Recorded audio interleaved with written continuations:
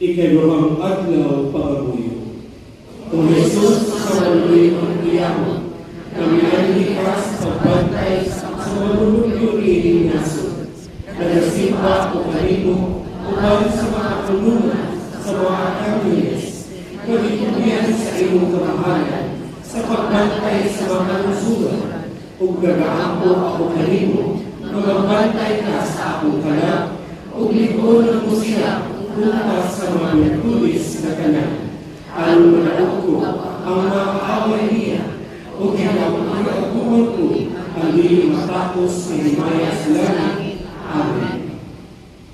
Diha sa kalinaw